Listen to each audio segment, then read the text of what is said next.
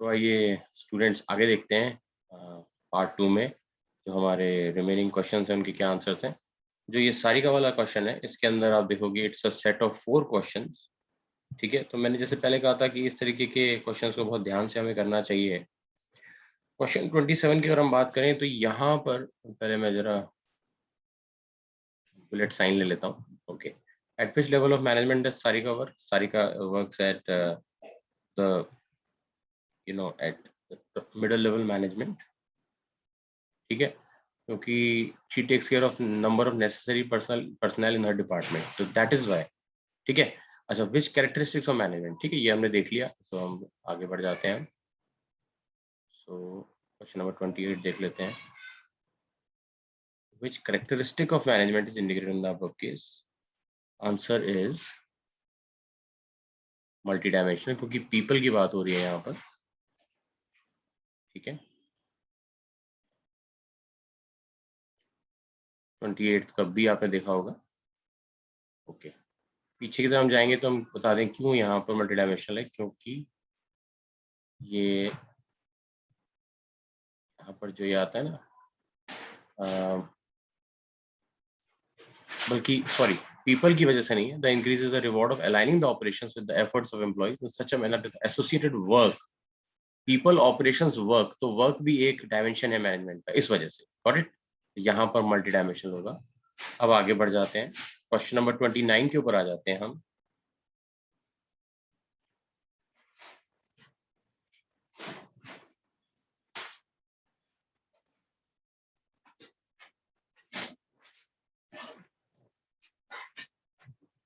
Question number 29 की अगर हम बात करें तो आंसर है सी। कौन सा ऑब्जेक्टिव यहाँ पे फुलफिल हुआ है? सो द आंसर इज, क्योंकि 20% जंप इन सैलरी बोल रहा है, तो यहाँ पे 29 का सी हो जाएगा। Question number 30, which importance of management is indicated above? 34 का ए हो जाएगा, helps in achieving personal objectives। ठीक है, ये हमने यहाँ पे देख लिए हैं आंसर्स, तो हम आगे बढ़ जाते हैं थोड़ा सा। क्वेश्चन 31 पे आते हैं, assertion रीजनिंग। जैसे मैंने आपको बोला है कि assertion रीजनिंग आप बहुत ध्यान से अटेम्प्ट करिए, रीजन बीइंग कि ये आपके लिए नए क्वेश्चंस हैं। क्वेश्चन 31 की अगर हम बात करें assertion रीजनिंग के अंदर, so style of management of managers very from one country to another, बिल्कुल सही बात है। This is difference in stock markets, no no not at all. तो assertion is true but reason is false, C हो जाएगा। Human resources are the greatest resource to an organisation, बिल्कुल सही बात है, इसमें तो कोई डाउट ही नहीं है। तो technology is improve lot of yet a lot of thing getting work done through people still a major task, ये बात भी सही है। लेकिन इन दोनों में कोई आपस में कनेक्शन नहीं है, तो बी होगा। दोनों assertion और रीजनिंग ठीक है, लेकिन रीजन जो है वो assertion का आंसर नहीं है। ठीक है, तो हम आगे बढ़ जाएंगे, फिर इसको हटा देते हैं। अब आ जाते हैं क्वेश्चन नंबर 33 के ऊपर।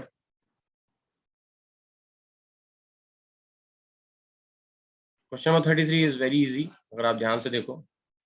ठीक है ना, जो बच्चा पढ़ रहा है, जो स्टूडेंट पढ़ रहा है, उसके लिए ये केक वॉक है, कोई प्रॉब्लम नहीं है।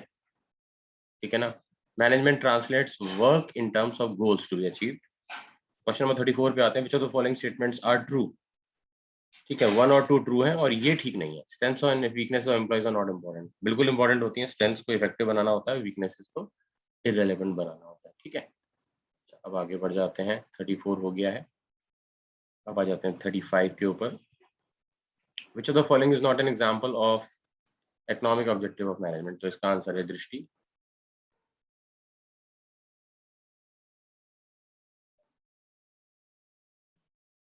दृष्टि वाला यहाँ पर आंसर होगा, इसको हम एक बार मार्क कर देते हैं।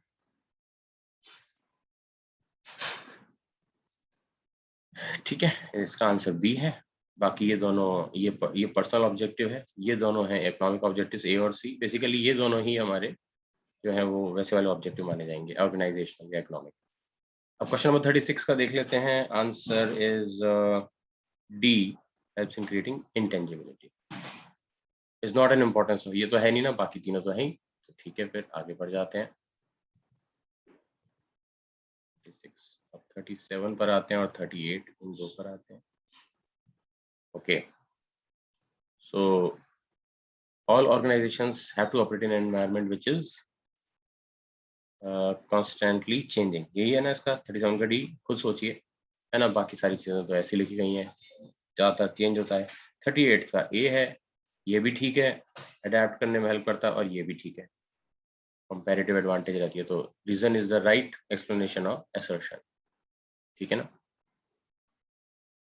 और आगे बढ़ जाते हैं, ये पूरी की पूरी केस स्टडी आप पढ़ लेना, ठीक है।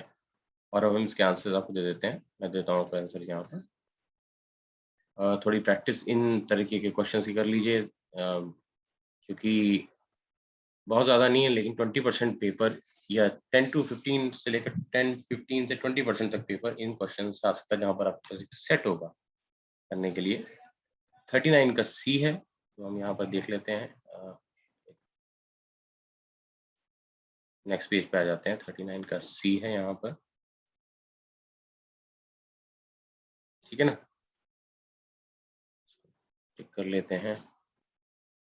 Helps in achieving personal objectives, ठीक है ना। तो 39 का सी है, which importance management is highlighted in this case. देखो, management of the organisation helps to develop team spirit, cooperation and commitment among the employees in order to attain overall organisation objectives. तो इसके अंदर मेरे ख्याल में यहाँ पे पर्सनल ऑब्जेक्टिव भी अचीव करवाता जा रहा है। अ, ये जो लाइन है ना, वर्ड है स्पिरिट, कोऑपरेशन एंड कमिटमेंट, ये आप देखोगे आपकी बुक के अंदर यही गिवन है, ठीक है ना। ओके, बुक मतलब एनसीईआरटी के अंदर। अब आते हैं 40, 41, 42 को देख लेते हैं जरा। Which feature of art is highlighted? Which feature of art is highlighted? 40 का आंसर है बी, पर्सनलाइज एप्लीकेशन।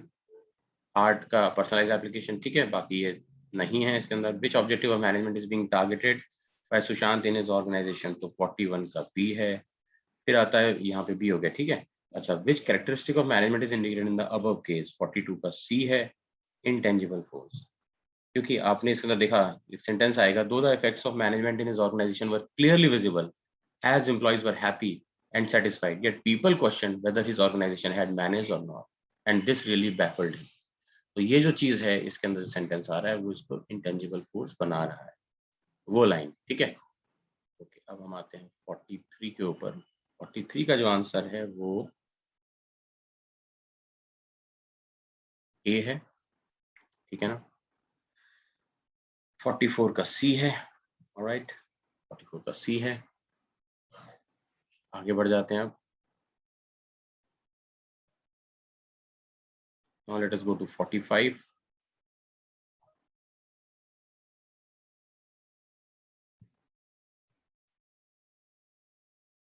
45 में आप देखिए आंसर डी है, विच of the following is not associated with function of controlling. हाँ, बाकी सारी चीजें हैं, कॉन्स्टेंटली मोटिवेटिंग द एम्प्लॉइज, ये डायरेक्टिंग में आता है, जो अभी आपके कोर्स में नहीं है। 7th और 8th चैप्टर की आगे बात हो रही है, लेकिन एक चीज आपको समझनी चाहिए कि चैप्टर 1 में 5 फंक्शंस बता रखे हैं। That is why this question has been included in chapter number 1, ठीक है ना। आगे बढ़ जाते हैं हम नेक्स्ट क्वेश्चन के ऊपर। Question number 46। 46 का आंसर है सी।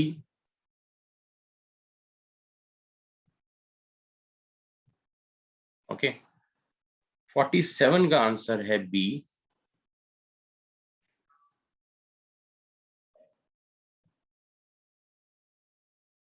थोड़ा आगे बढ़ जाते हैं।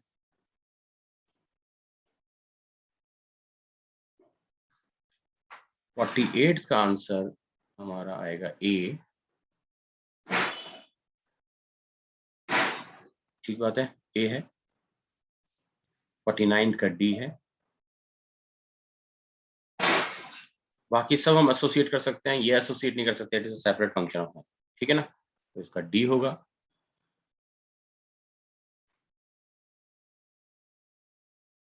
अब आते हैं हम 50, 51, ये दो देख लेते हैं।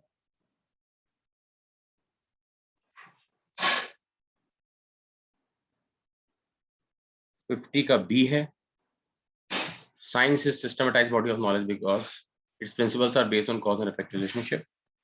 51 का ए है, common point between management and science, systematized body, ये थ्योरी की बात कर रहे हैं यहाँ पे, क्योंकि यहाँ पर हम थ्योरी की बात कर रहे हैं, ये ठीक है ना, इसलिए ये है आंसर इसका, ठीक है।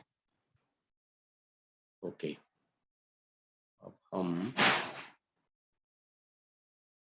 इसको हटा देते हैं और जरा इसकी स्पेलिंग ठीक कर लेते हैं, नहीं तो बुक में भी स्पेलिंग है ना हो जाएगी।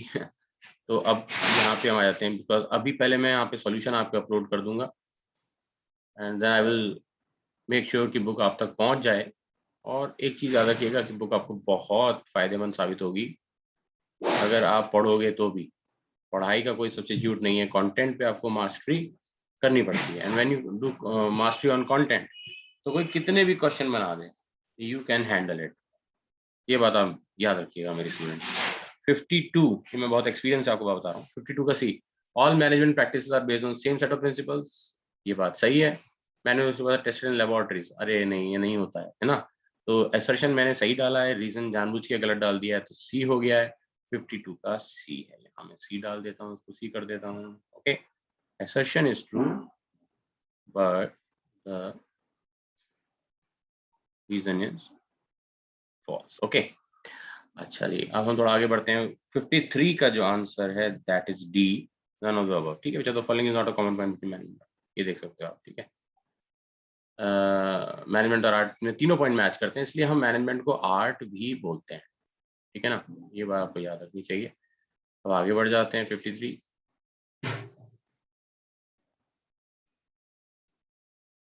54 का जो आंसर है it is C. The basic motive of a profession is to serve the client's interest by rendering dedicated and committed service. 55 का है ए। बच्चों को याद होगा, स्टूडेंट्स को याद होगा, 11th में भी ये चीज थी प्रोफेशन के अंदर, है ना। अब हम आगे बढ़ जाते हैं। ये चीज 12th में भी प्रोफेशन के अंदर ये लाइन रिपीट होती है। यहाँ आपको याद होगा जब आपने 11th में चैप्टर 1 किया था, क्वेश्चन 56 में। ठीक है, ये सिंगल क्वेश्चन केस होते हैं। ठीक है, 56 is B. Okay, 56 is B, 57 is का आंसर है C। ठीक है, C आंसर है 57 का।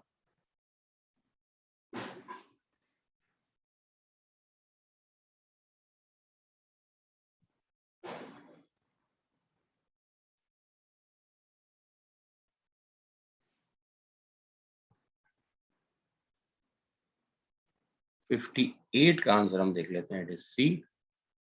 यहाँ पे जितने भी ऑप्शंस गिवन हैं, which of the following is false? Coordination involves synchronization of activities, ठीक बात है। Staffing is involved in finding the right job for right people for right job, ठीक बात है। It is the duty of top level management to take care of all the activities of the organization।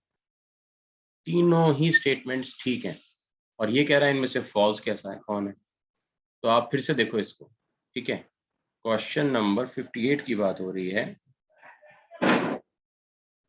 1 2 3 ये तीनों ही क्या false हैं भाई। विच of the following is, यहाँ पे सही होगा, इज नॉट फॉल्स। ठीक है ना, अब देखते हैं। Coordination involve synchronisation activities, staffing is involve in finding the right people for right job, और it is a duty of the top level. तो यहाँ पर ये फॉल्स नहीं है। अब यहाँ पे अगर ट्रू लिखा होता तो भी बात सही थी। तो यहाँ पे क्वेश्चन को ध्यान से पढ़ने की जरूरत है। ठीक है, इसका हमारा आंसर हो जाएगा 58 का सी। अब हम आते हैं 59 के ऊपर।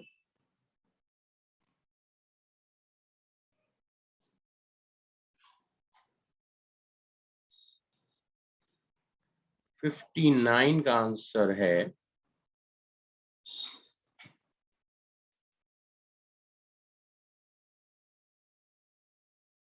बी। 60 का आंसर है ए। ओके,